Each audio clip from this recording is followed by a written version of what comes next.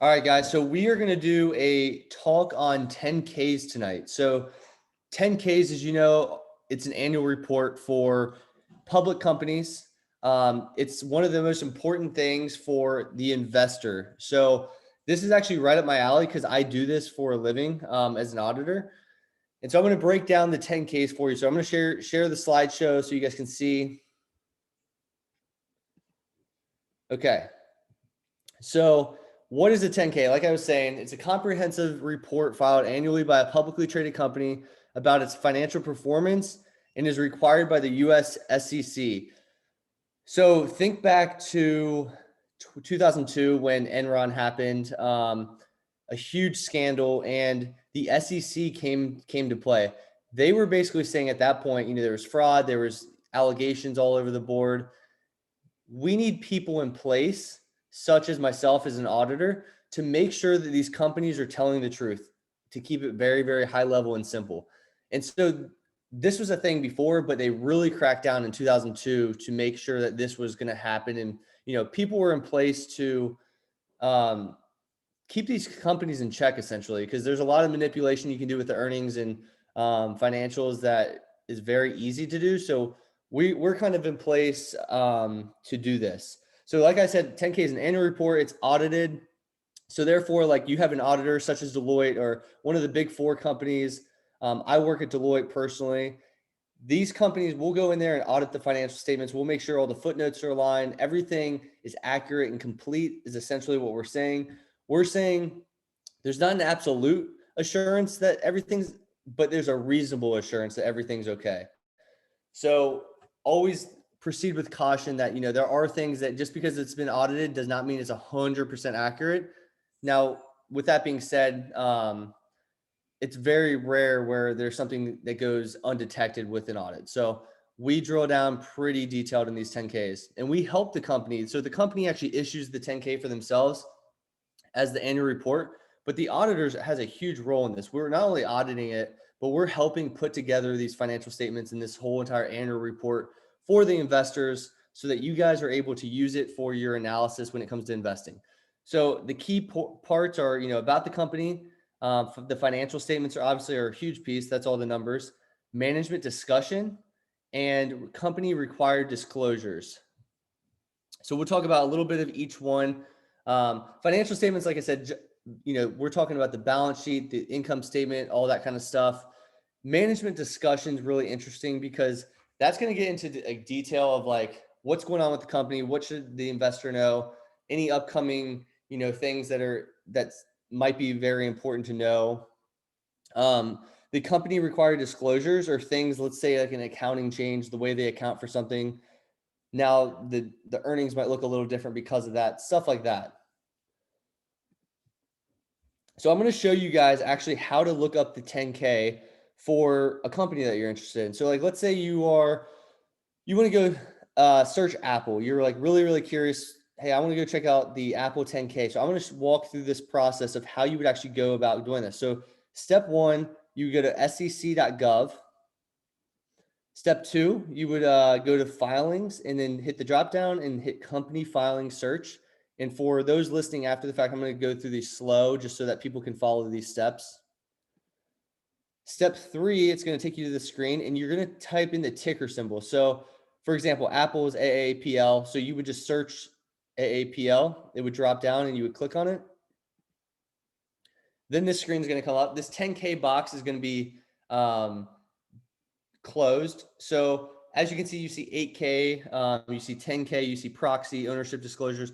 These are all of the company's filings that are public. So 10K is an annual report, but let's say a 10Q, for example, it's a quarterly report. So all these public companies are, required to do all of these types of filings for different, events that occur during the year. And so this is where you're going to find everything, but we want to hit the drop down for the 10K and hit view all 10Ks and 10Qs. And you can also hit this if you're ever curious how to read, in more detail. Obviously, I'm going to present on that, but like that's an option as well. So then you're going to see a long list when you get into this of all of the historic 10Qs and 10Ks and everything. So you can see it by filing date and reporting date.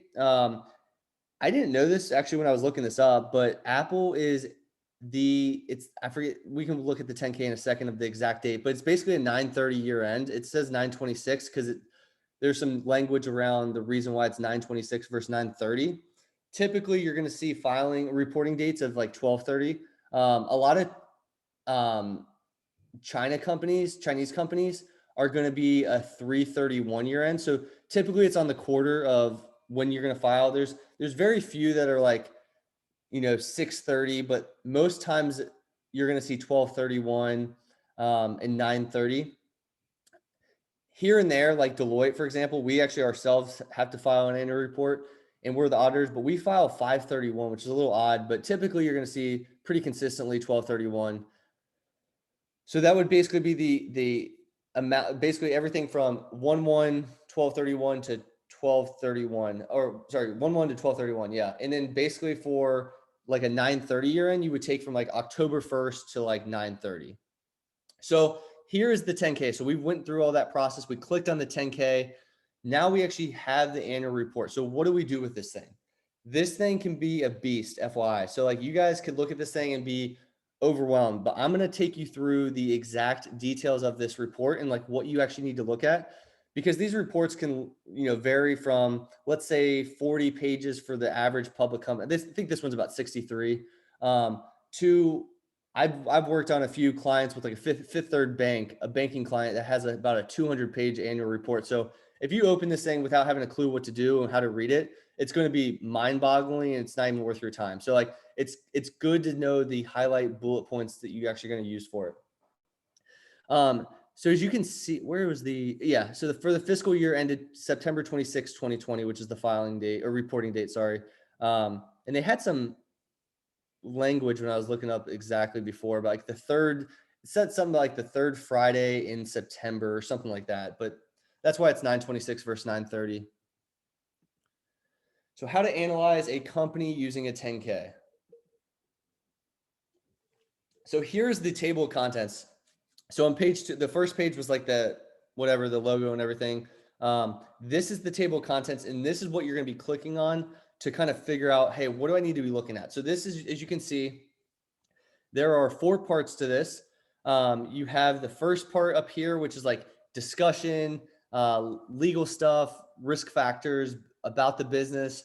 So we're going to talk about the business piece of it, because this is really important, especially when you're going out and searching a bunch of public companies and you're like, hey, I want to invest in, I'm looking for a dividend stock. I'm going to go search the 10Ks for all these different stocks.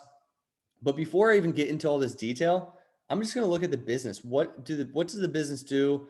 What are they about, and all that kind of stuff. So this is where click on the business, and it's going to take you automatically to this. And this is going to take you to the core components of this would be company background. So for example, Apple, what's the background since inception? What have they done? Who's involved? All that kind of stuff. It's going to give you a really, really high level description on this. Products and services. This is always good because when you're looking at a business and you analyze, the revenue streams, you want to understand like, okay, they have an iPhone, but they also have an Apple iPad, and they have a Mac. They also have a subscription streaming service. So like we have to know as an investor, what kind of things do they have at play in the market space? Because market's huge. What if a competitor comes in and offers an Android, for example, right? And that's their only service or product, and they don't have any other services or anything. We want to know as an investor kind of what do they have to offer. Markets and distribution. What markets are they in? How do they distribute? Who are they using? Where, what, when? All those kind of questions are answered there. Like I was saying a second ago, competition is a big one, because we want to know, we are, let's just say we're Googling and we figure out, see a few companies, and we're like, I mean, the market space is huge. How do I really know what the true competition is? This is where you're going to find it. Competition is going to be listed here, and they will in detail talk about this. R&D, so research and development. This is a big piece. So back to the dividend paying stocks. A lot of times dividend paying stocks are going to be a more mature company that have grown. They're pretty substantial. They've been around for a long time. they might not reinvest that money into research and development, but therefore they're, giving a dividend out as a result. So this is a piece, research and development's huge. It kind of tells you what stage of the game the company's in. Are they really putting a lot of time and effort into this research and development? Or are they saying, hey, we're pretty, set, we're not really going to be building. And that's always a good indication in the future of like, is this company going to be growing? Are they kind of going to be stagnant? Are they on the decline? It kind of gives you an insight into that. So the second piece is risk factors. So risk factors is huge. Risk factors are, any bit of risk, and we could think of, I could list off a million risks right now that a company may have.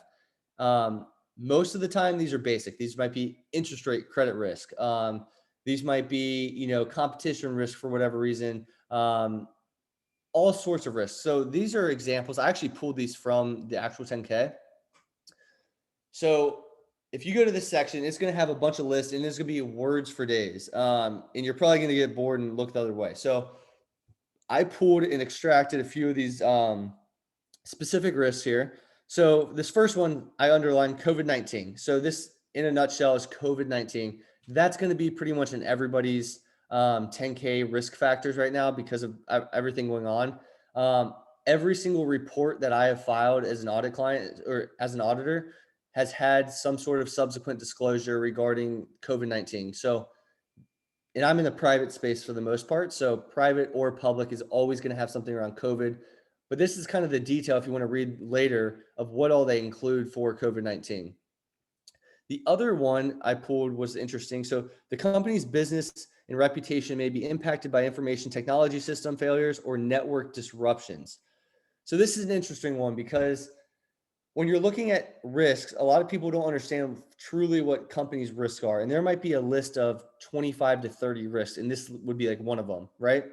So if they're exposed in some sort of way with the IT, with the world, the way the world works, that could be a significant risk for this company. And they have to be fully aware of it. And that they're going to talk about like disaster recovery planning. If that happens, how are they going to respond to this kind of stuff? Because you've seen it everywhere. There's fake stuff popping up all over the internet. And what if Apple's exposed to something like this? Their reputation's actually impacted by it. Somebody puts, I don't know, there could be a false allegation against like Tim Cook, the CEO, for specific, like, I don't know, fraud allegations. And if that becomes a big thing, who knows? I mean, it could go in the news cycle, even if it's fake, there's risk behind that. So that's what they're kind of talking about here. All right, so that's the part one. That's the highlight of up here, part one. And part two, this is probably the more interesting section for you guys. But this is kind of like if you're looking through a bunch of companies, I think part one's kind of your first stab. And then if you become interested, maybe let's limit. We've looked at 10. Now we're looking at 2 or 3 companies. Now we want to get to part two.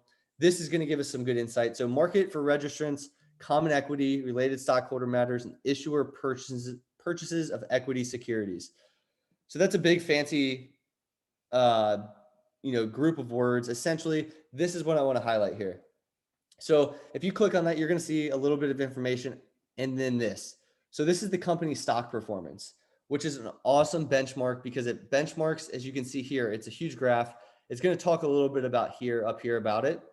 But basically it's taking Apple, which is this dark, thick line, versus the S&P 500 index.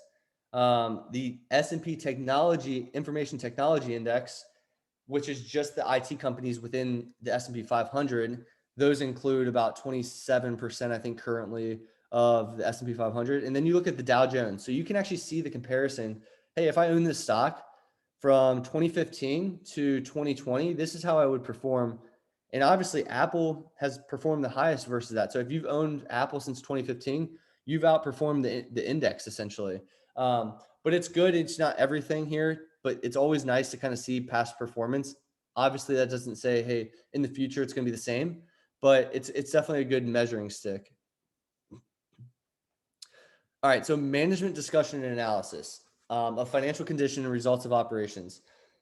So MD&A, as most people call it, is a big piece of the puzzle. This is going to be the highlight, in my opinion, outside of the financial statements, of what you really want to look at, because this is management essentially telling people high level analytically, what's going on in the company, what are the trends of the company, ups, downs, what should I be concerned about? So if you look at this, this is like the products and services performance of the Apple products over the last year. So this is the difference of 2020 over 2019. And here's the change, the percentage change. And here's all of the net sales by category. So you guys are obviously very familiar with the iPhones, Macs, iPads, whatnot. So the iPhone actually decreases what this is saying by 3% in net sales year over year. What that is that, and then it looks back to 2018 as well. It's 3 years comparative. And as an investor, you're sitting there thinking, is there a reason for concern?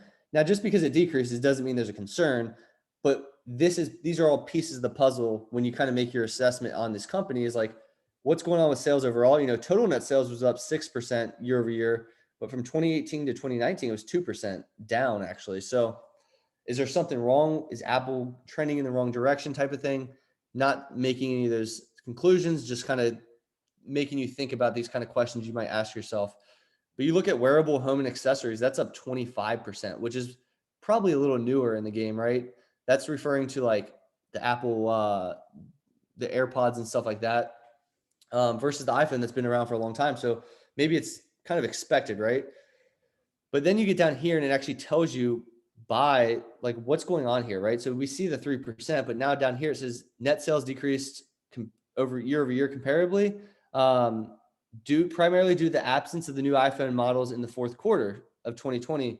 And so therefore there wasn't a release and they therefore, underperformed or undersold. Also, they said the weakness in foreign currencies relative to the US dollar, partially offset by the introduction of the iPhone SE in the third quarter, which is like right before. And that kind of makes sense, right? It pieces it together. Then it talks about Mac. Net sales increased 2020 to 2019 due to primarily to higher net sales of MacBook Pro specifically. Funny enough, I actually was one of those customers. So I'm presenting right now on a MacBook Pro, but this is the kind of stuff you guys want to look at. So MD&A is a big piece of this, guys. All right. So the financial statements and supplementary data. This is what the nerds would like, all the numbers behind everything. So this is going to consist of 4 main financial statements. So when people say the financial statements of a company, this is actually broken up in different things. It's like, I always like to compare business to personal. So as a person, like me personally, I have a balance sheet. I have an income statement, AKA a budget essentially. Statement of equity. I don't technically have a statement of equity, but cash flow. I know where all my cash flow is going. So I always like to compare the two because it's basic common sense stuff. But a company balance sheet, it's going to have the assets, liabilities, and equity at a point in time. So this is not the revenue. This is simply, hey, I own a building here. That's under an asset. Liability. I have a huge line of credit to finance, an upcoming purchase. That would fall in liabilities. And then equity is obviously ownership. So that's the ownership in a company. And so it's assets equals liabilities plus equity would be your equation, essentially the typical accounting equation. But this is always good to look at. Pieces that you want to look in this is like, hey, are they cash flow heavy? Do they have a lot of liabilities on their hand? Are they going to meet their debt covenants? So you look at their debt and stuff on the books.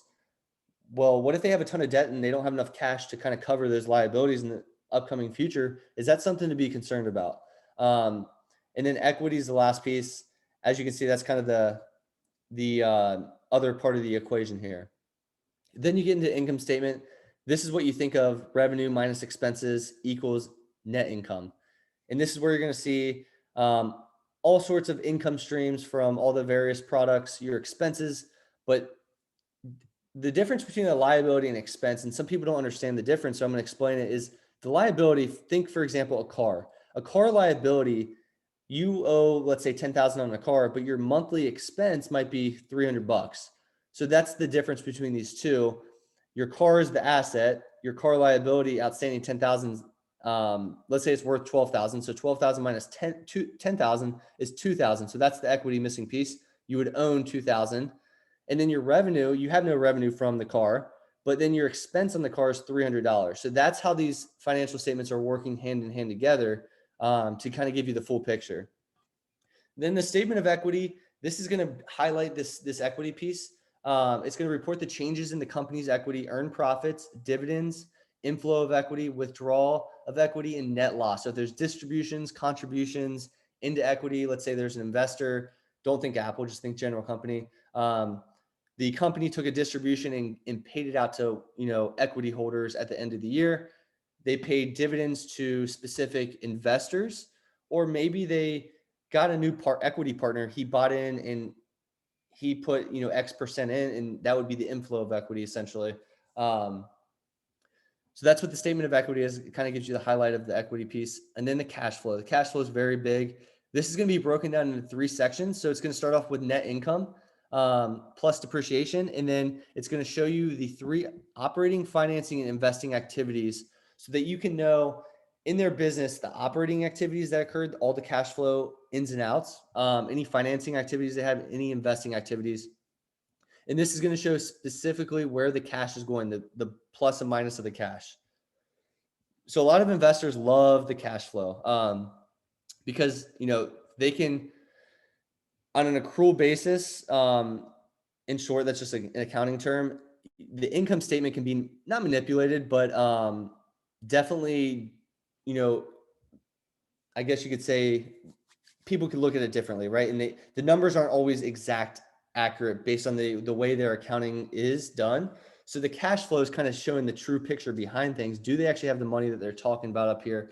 Has their balance sheet been grossed up? All these kind of things are concerns. So the cash flow is a big piece of that. And putting these all together as an investor is really, really key to look at. So this is an example of their income statement. So as you see here, we have the revenues up here, right? So here's the revenues. It's going to break it up by net sales, and it's going to break it down here's your cost of sales right here, which is your expenses. So all your sales are up here. Then it begins the expense piece down here, right? But now it breaks it out into cost of sales, operating expenses. So like you see research and development I talked about earlier, selling, general, and administrative. There's might be like salaries and stuff like that of people that work there. But then your products and services, what went into the product and service to what was the cost of like making the iPhone itself, right? And so it breaks all of this stuff down here for you. A lot of people look at like operating income as the true number because it's before taxes. EBITDA is a big piece of this. Earnings before interest, taxes, depreciation, and amortization, because that's the actual operating income versus like the taxes and depreciation, which aren't really part of the running of the business per se. So a lot of investors will look at that. So that's really important to look at, guys, all those financial statements. Another piece is, so part 3, now we're getting down into understanding the behind the scenes kind of thing. I like to say, pull back the curtain and see the executive compensation, how much people are making, because there's a lot to this. Is like, how is ownership paid? Do we have good ownership in place? Part of fundamental analysis when you do look at a 10K is like, hey, I want to know who's part of the management team, who's part of the board. How are they getting paid? Is there an incentive to drive up the stock price, for example, based on how they're getting paid? And there's a lot of manipulation with that and a lot of regulations behind it that protects the investor, but it's definitely something to be aware of. So I've kind of point to all of these at once, because on the next slide, you'll see this actually points us when you click on any of these within the 10K, it's going to take you to the section and it's just going to point to the proxy statement. So if you guys remember in the beginning, when we got into searching how to get to the 10K, we saw like 8K, 10K, we hit the drop down. There was proxy statement underneath that. It basically is referring you back to that proxy statement. So when you click on that, I actually just went ahead and did all that for you guys for ease of the presentation. But then we would go back to the proxy statement to see all of these that's referring to it. And this is the kind of stuff I'm talking about. So you guys all know Tim Cook. He's the CEO, took over for Steve Jobs when he passed. And then you have all the other people in management. So you have the names, you have their salary year by year. Dude's making $3 million. That actually, if you think about it, is not that much for what, like being the CEO of Apple, you would think. But now you can see that's the salary. That's what they're getting paid like on a whatever biweekly basis, but they have other, compensation plans. They have incentive plans. So here's the non-equity incentive plan compensation. That's up to $10 million. So that's a lot different. That tells a whole different story. And then other compensations is 1 million. So there's a lot to this. It's not just his salary, 9 to 5 salary, technically. He's totally making $14 million, which is obviously down from 2018 and up from 2019. And you can look at all these guys and girls, Kate Adams, Deirdre O'Brien, and Jeff Williams. One thing I like to do is kind of look at their background. So when you're looking at these people, you want to understand like not just how much they're making, but you want to understand their background. What has Luca, for example, has he been in other situations before where has he been with Apple the whole time, or has he had other experience with other similar companies? And is he going to bring value add to the company by being the senior vice president or CFO? Same thing for the other companies or other individuals. So that's always something to be aware of, making sure that you kind of know how they're paid. And it kind of tells the story here. It's going to be tick marked and stuff up here, and below it's going to show you like what all this stuff means exactly. So these are all really important things to be, paying attention to.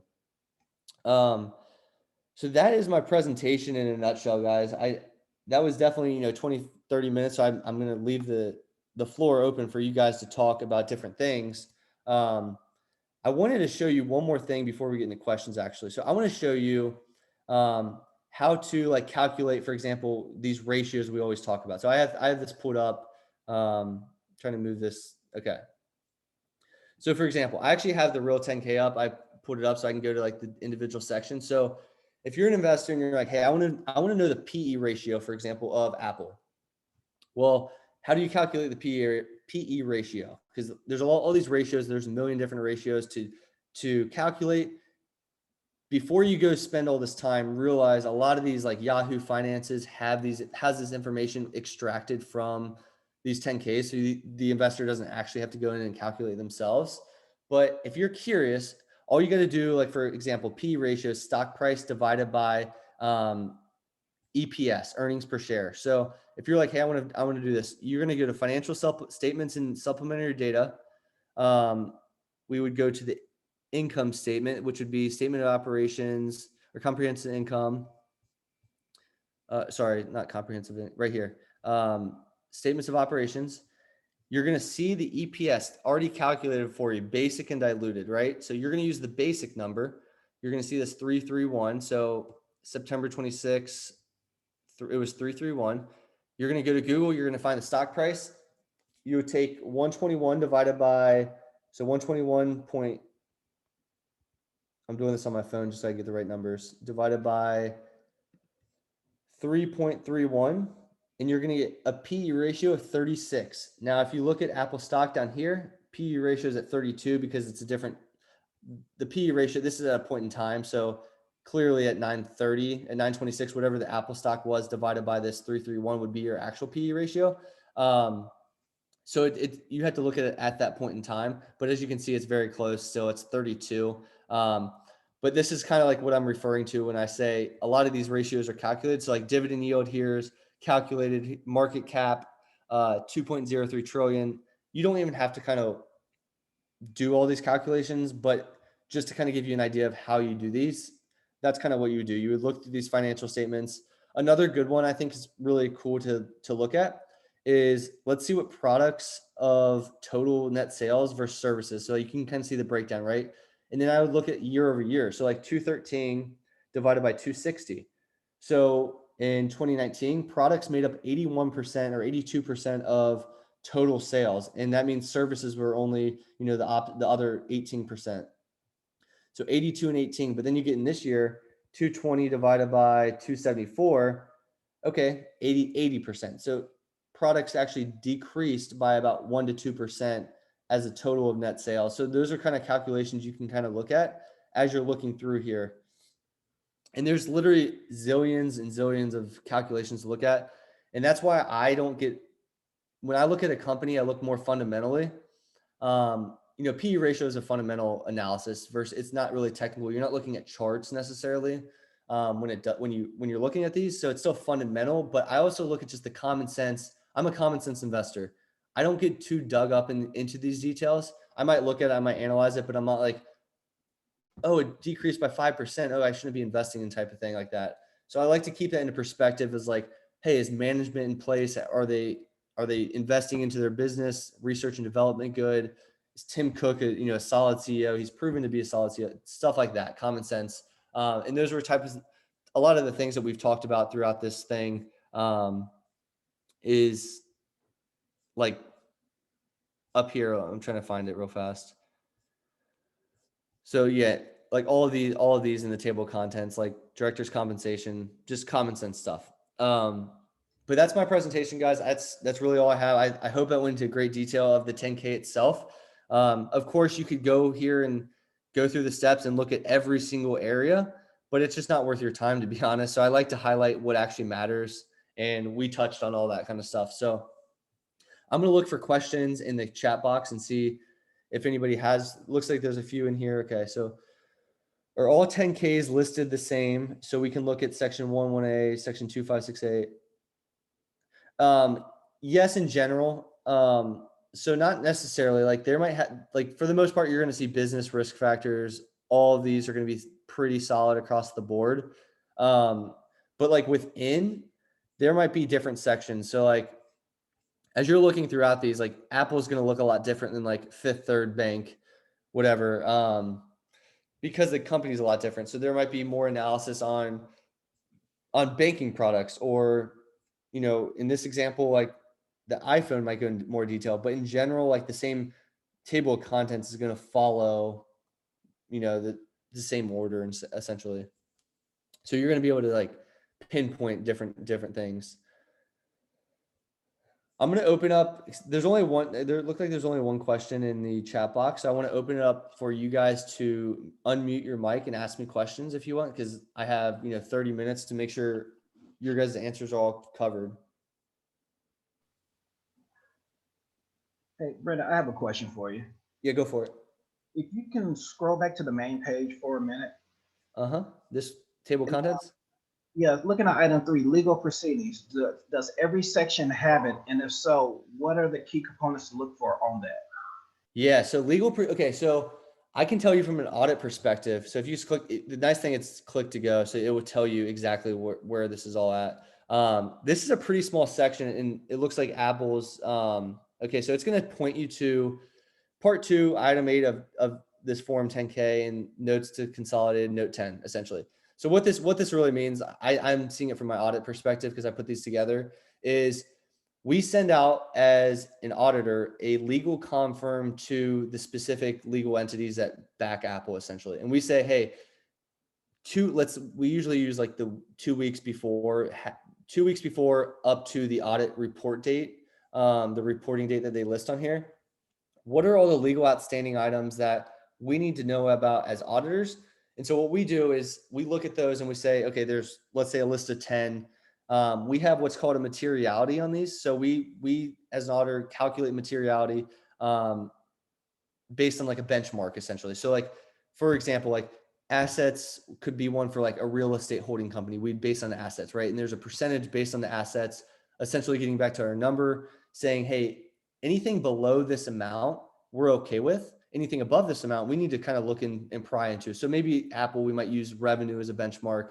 And that's really detailed. You guys don't need to know that, but as an auditor, I'm just thinking through this. So you take like, let's say we say, hey, $1 million and below, we don't really care about. So all these legal items come through and we're like, hey, we need to, there's one that's like 10 million. What's going on there? These are all be disclosed in this specific footnote disclosure. So as it says like part 2, item 8. And so trying to find that would be, sometimes it takes a second to find part 2 because I have to like search. You can always control F, guys, FY.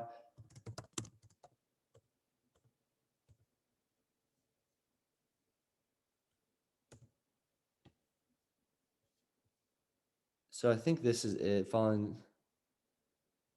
So okay, so I don't want to take a lot of time trying to find it. Essentially, what you're looking for though are any significant items that they have to disclose them, and they have to tell you the truth about everything. So if there's anything like, hey, there's a probability, and they always list it as probability, right? Like there's a likely probability of this, us being, we have to owe, for a malfunction with a product that hurt a customer that we got sued for $10 million. That's likely coming up in, let's say, 2 months or something. And there's accounting behind it. So like, without getting too complicated in the accounting, the likelihood, based on the likelihood of the actual event, is how you'll record it on an accrual basis. So if there's like a high likelihood, they might have to record it specifically, and it might have to impact the financials because they know it's going to happen. But if there's something in the future that's like minimal likelihood, they might not record it, but they might disclose it. And so there's recording and disclosure is the biggest thing that you want to look at, is like, are there, and use a common sense perspective, are there a bunch of items here that are likely to be impacting the financials of this company? Do they have anything huge outstanding that's like, this could actually drive them into bankruptcy, like if they can't afford this type of thing? So always look along the lines of that, kind of use a common sense approach, but realize that auditors have that materiality that will dig into like significant issues already for you. So I hope that did that answer your question? Yes, thank you. Okay, cool.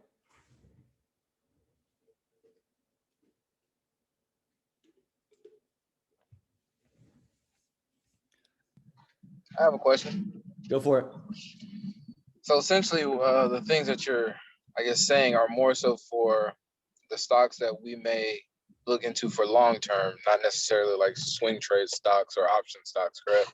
Yeah, I think that would probably it's really for fundamental analysis long term. I mean, if you're looking for swing trades in day trading, that's more technical charting, which is like kind of more the technical analysis side of things. But this is more a fundamental analysis. If you're like, hey, I want to buy Coca-Cola, Apple, J&J, whatever, this is what this is really used for. I mean, you could look at it to kind of see, but it's not really going to tell you a good result on the swing trading. Nah, that works. I mean, I do have portfolios where I invest, and I do have portfolios where I just trade. So just wanted to make sure I was putting, my apples with my apples and my oranges with my oranges. Yeah, for sure. That's a good question.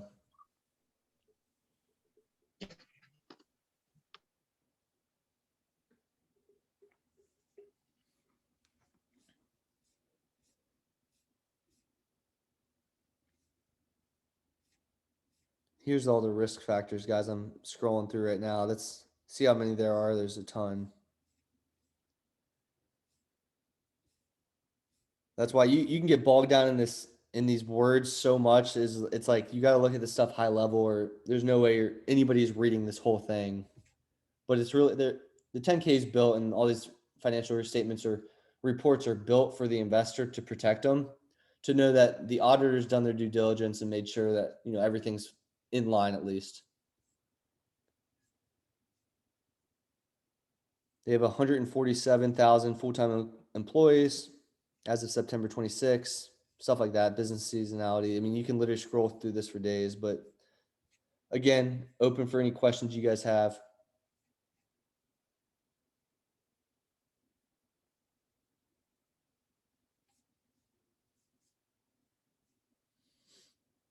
It's quiet for a Friday night, guys. Thought you guys be in the chat. Oh, chat. Yeah, hold up. Got it. Okay, sweet. Thanks, guys. So, to what level of detail would you do fundamental analysis before being confident in investing in a company with the top line financial metrics you see on Morningstar and Yahoo Finance Suffice, or would you do the extent of a discounted cash flow? Nice. Do you see? Okay. So, I would probably be okay with a Morningstar or Yahoo Finance. I would probably dive a little deeper into like the financials and maybe the 10K a little bit. But I wouldn't go as far as like a discounted cash flow and like all this number analysis and stuff. I would use common sense. I would say, what have I heard on the news? I would look up recent news stories, understanding what the company's doing in general. If I know the high level stuff, which is pretty much covered by Yahoo Finance, I would personally be comfortable in doing so. But yeah, I think that's definitely fine. Some people are I mean, this is meant as a tool. So you guys got to think of it this way, is like, The tool is here for you guys to use. Whether you use it to the full extent or not is totally up to you. It's not necessarily needed to, invest, but it's definitely there to protect you, to give you every piece of the detail. But again, it depends what type of investor you are. If you're like really, really big on, some people kind of use this and technical analysis together. So they might use charting and understand like where the actual stock price lies right now in relation to where they should buy in. I'm of the thinking of like, hey, if I'm going to buy a big company like Nvidia, Apple, one of those guys, I'm like, I know I'm going to ride with this company for 30 years. I'm not really caring about my entry price.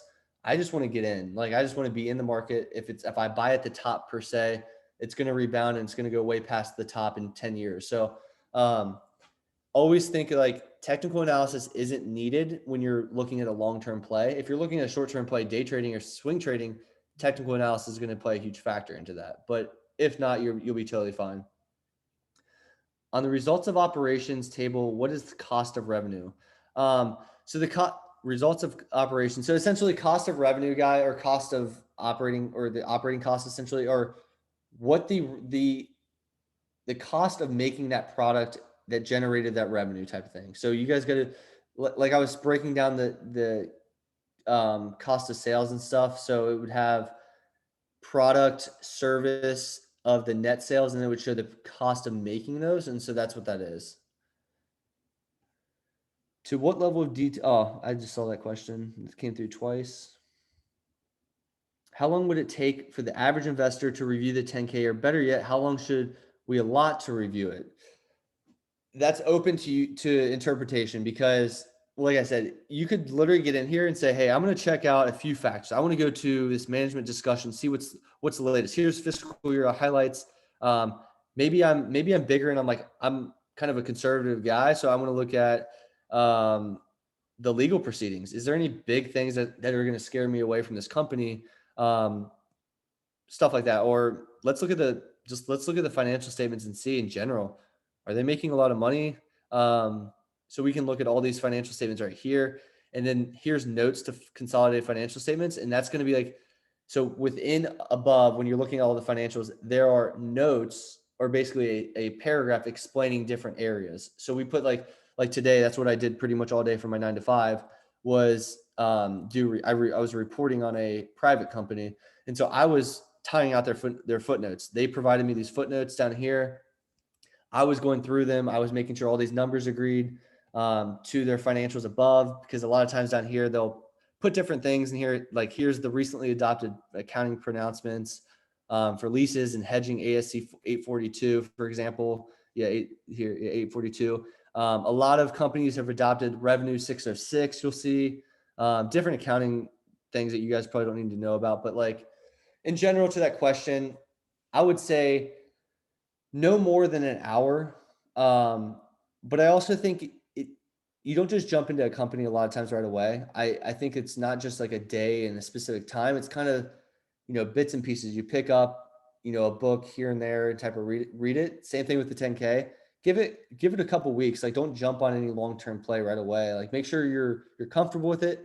You could spend a whole day and read this whole thing word from word, and actually be wrong on your conclusion, which a lot of times we find out as investors is like, we can know every single bit of this company and piece to this company, but we don't really know which way the price is going to trend on the stock. Like, is the general market thinking the same thing as I do? Is there something irrational in the market? So many factors. Is COVID-19 going to pop up in March? No one knows that. So again, it's you can't go wrong with, I think 30 minutes to an hour would be the bare minimum to invest, but like you could spend as many hours as possible. So I think that hopefully answers your question.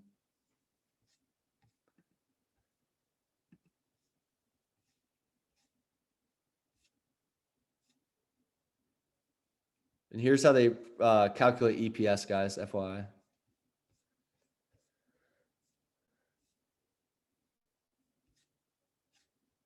I feel like I'm at work right now looking through these things. Appreciate it, David.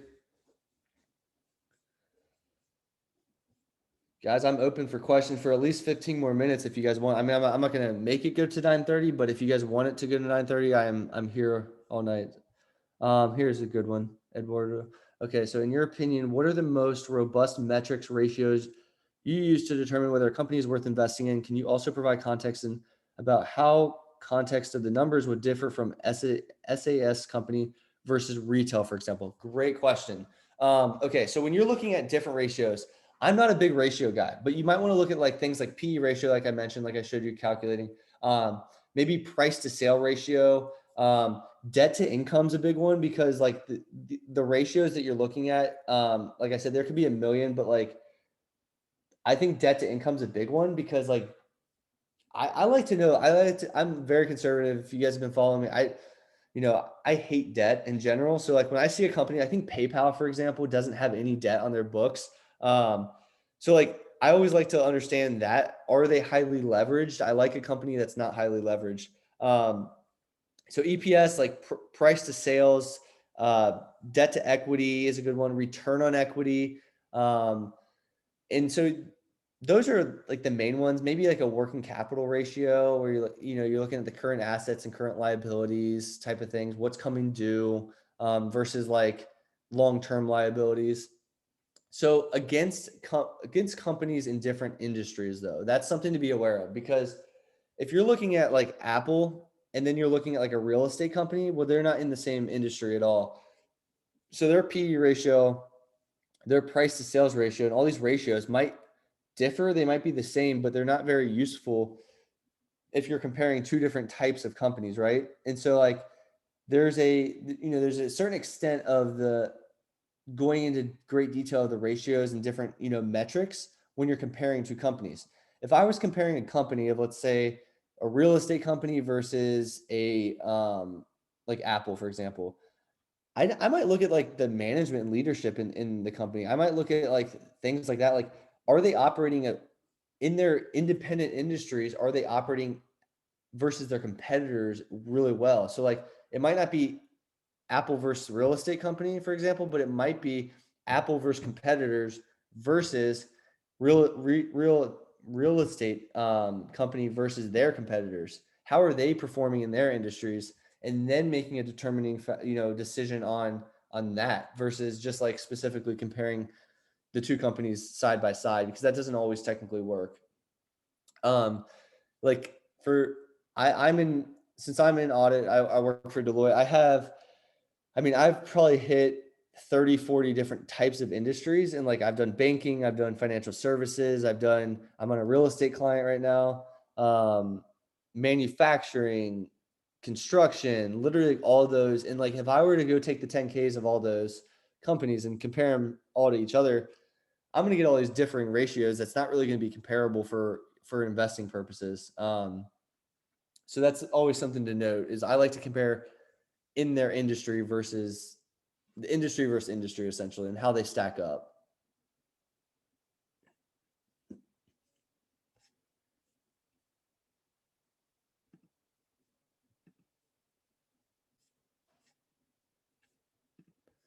And guys, real quick, I'm going to show you this. So when you hit this, when you go back right here, so when you're in this page and you search Apple, and you just hit search.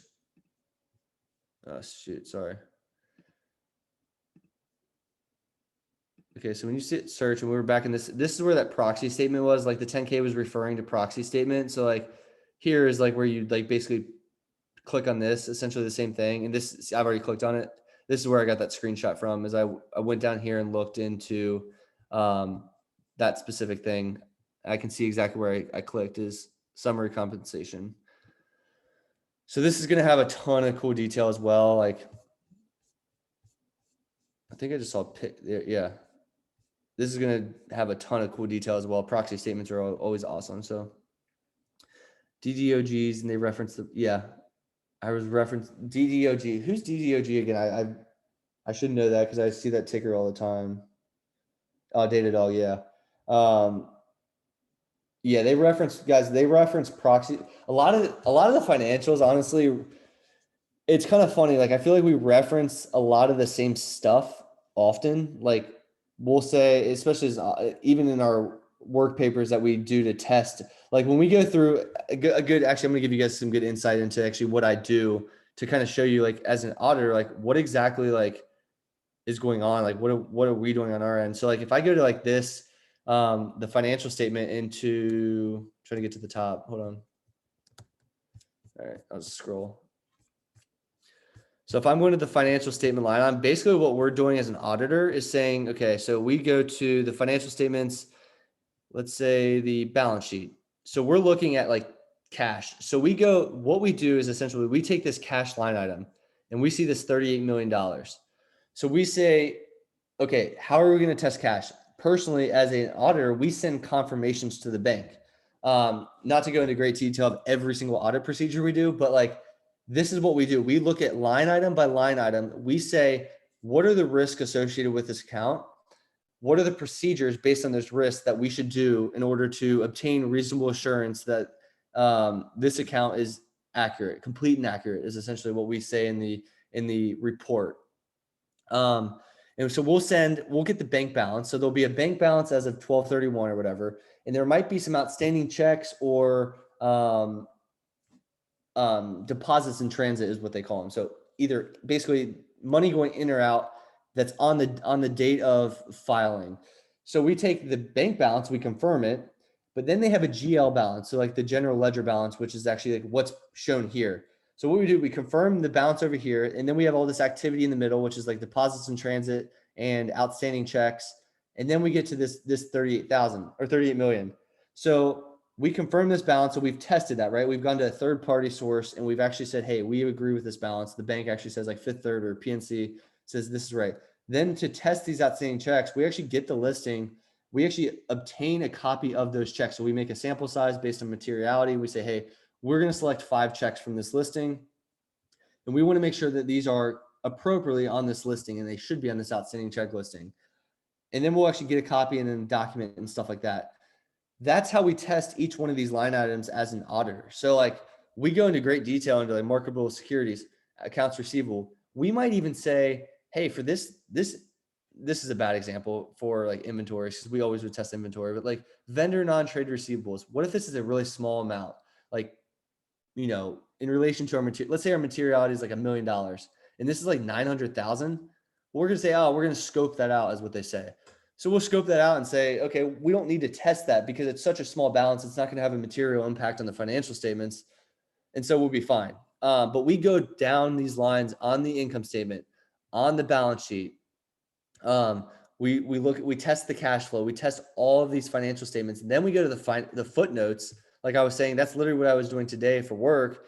And I'm going through each one of these and making sure that these footnotes align with the financial statements and they're accurate, complete and accurate, and they're, you know, giving the picture to the investors.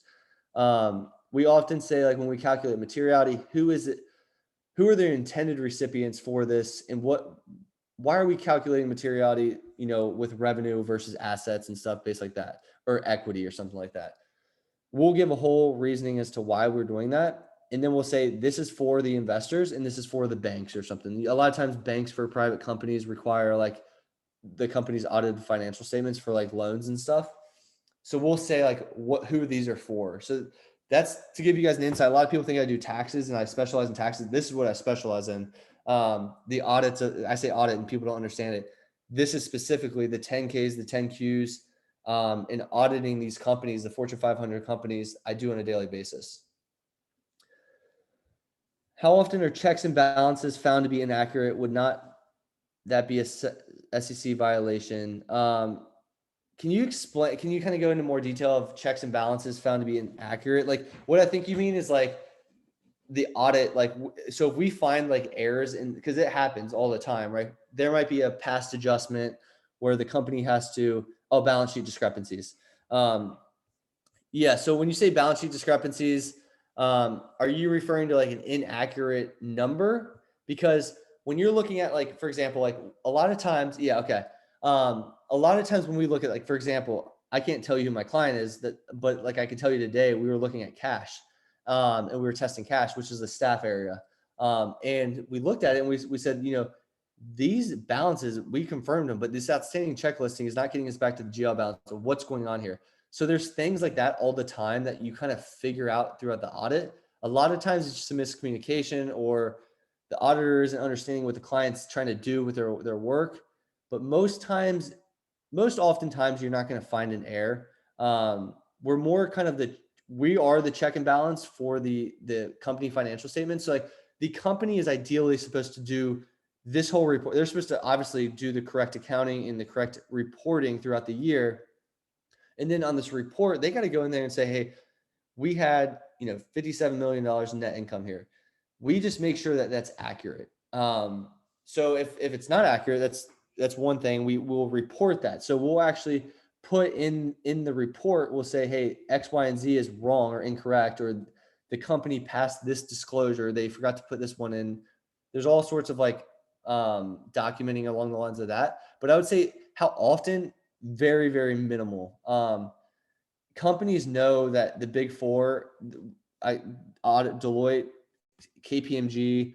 If you guys know Phil Mickelson, if you ever look at his visor, KPMG's on his visor. Ernst & Young, EY, and Deloitte, the big four, PwC, PricewaterhouseCoopers. These companies know how detailed we are in our procedures. So they, there's no like companies trying to get around. I'm sure there's fraud that's trying to happen, but like we run so many tests on these financial statements, which is why we say reasonable assurance versus absolute, because absolute's impossible, right? Like we're only hired for a certain amount of time. We have our price and stuff. So we're giving you reasonable assurance, but not absolute. So they give a figure and auditors verify. Yeah, essentially, they give us they should have the numbers ready. They should tell us, hey, this is our income statement. This is our balance sheet. These are the numbers, but we go in there and do all these tests I was referring to make sure that those are accurate. Like for revenue, we'll detail test the transactions that went through revenue. So we'll take, to give you an understanding of like how we go about like these testing areas, like we'll take the balance and we'll say a materiality is, $1 million. The risk behind this is a lower risk, et cetera, right? We'll say that all these input factors that will spit out a sample size. And so we'll say, okay, of this 57 million right here, we are going to have to go in to this body of 57 million, and net income's a bad example. Okay, let's say AR. So AR, accounts receivable, 16 million. So we got to look at $16 million of populations, and we're going to say, okay, you're telling me that other people owe you guys, you guys are to receive $16 million. We're going to actually go out into that $16 million and say, okay, we have to select 10 of these or whatever. And there might be detail of like 30 million lines, but it's going to sum total. We'll check the sum total and make sure the completeness of it's accurate. So we know, that's the complete population. Then we're going to say, hey, we're going to detail select individual transactions throughout AR and send confirms to those people. Most times with AR, when you send confirms as the cash, you send the confirmations to the bank. Banks get them around 100% accuracy. With AR, you could send them to a lot of people and people won't send the AR confirms back. So step 2 we send additional AR confirms, the second round. And step 3, we do alternative procedures and get like the check and invoice and all that stuff to make sure it agrees. So there's a ton of detail that goes into each one of these. But we do not test $16 million of this population. We will test a subset of the population, maybe let's say 70 or 80% of this population. So there's a chance there's some things that go undetected. But we have other procedures in place like journal entry testing, where we do like profiling approach on the set of journal entries to make sure that like, hey, if we have a bunch of journal entries and they don't align, or there's round numbers, for example, we'll profile on round numbers. Maybe that's an indication of fraud. Like that could also extract a lot of detail out of this stuff. So there's so many tests in place. We do like, for example, revenue, we do a cycle-based approach, which is corollary. And we take, basically the way accounting works is like the credit is to revenue, the debits to AR. So we'll test like both sides of the transaction. So we've tested AR. And so if we see the other side of the transaction, we would expect, every credit that goes to revenue goes to debit to AR. If we run that population and there's a difference, well, we can see detail wise of where that's actually going. And a lot of times that points out like maybe a possible mistake. So, we have a lot of procedures in place, but it's definitely not absolute. How as an auditor do you consider the magnitude of an acceptable materiality? Yes, good question. So when we run materiality in the beginning of the audit, that's the very first thing we do. We say, what type of company is this? What benchmark do we use? Do we use revenue, assets, equity, et cetera, all these types of things. Then we take a percentage of that and we say, okay, our materiality is, let's say, 1.5 million. And based on the company, obviously the size is going to differ. It might be like 2% of revenue, for example, might be a materiality. So let's say 100 million, you take 2% of revenue, that's 2 million is the materiality. Then you take what's called a performance materiality. And so when we run our sample sizes, it's performance materiality, it's not materiality. And typically you take a haircut on that. So like 80% of materiality. So M, then you have PM, and then what is called CTT is clearly trivial threshold. And so we take 5% of materiality, let's say 1.5 million times, I have to do this on my calculator, sadly. 1.5 million times 0.05 would be 75,000. So then 75,000 would be our CTT. So we'd have our materiality of 1.5, our PM, a haircut of that 80%. And then we'd also do CTT of 75,000. So at 75,000, that acceptable number that we could say, hey, if we're looking at a detailed test, so there's two ways to also audit something, right? You can either analytically test it, so like numbers, like, hey, this tells a story, like, revenue over a certain thing. Like, okay, for example, I'm trying to think of one specifically I ran is like payroll. So total payroll divided by number of employees equals a number. Take that number, times it by the current year employee headcount, and you would expect to get in the same range, the ballpark range of what the actual number is. And so if we're running an analytic test, that 75,000 is kind of our difference that we're like, okay, it doesn't matter, we can pass. A lot of times you might see CTT pass. That's essentially saying we don't care about that difference. But if we get a detailed selection and we, actually we take this AR population and we say, of the 60 million, we're going to pick 5 selections. And we say this customer says they owe, let's say $10 million. And we get it back and it says, I don't know, $8 million. We'll have to look and investigate that because there's a difference there. So we got to be very careful when it comes to that as well. But yeah, the materiality is calculated, and that's kind of used for all of our analytics and sample sizes and stuff throughout the audit. Because PM is going to kind of dictate how many selections we have to select within a certain population. And so if we select, 60% of the population versus 80% of the population based on our sample size, and like we obviously have less coverage in one area than the other. So hopefully that answers your question without going into too much detail. But we hit 9:30, guys. If I'm gonna keep it open for a minute or two to see if any more questions come through, and then we'll call it a night. But I appreciate everybody coming out here on Friday night. This obviously is going to be recorded, so we will see this in Well Squad University. Another thing I want to note is if you guys have any questions, concerns, anything, always DM me on Instagram. My Instagram is being really goofy right now. If any of you guys follow me, you'd probably see me complain about it, but like my link in my bio with all my resources are not showing up currently. I'm not getting notifications and all that stuff. So if you guys want to, all my resources are in provider resources within Well Squad as well. So in the hashtag provider resources, it's there.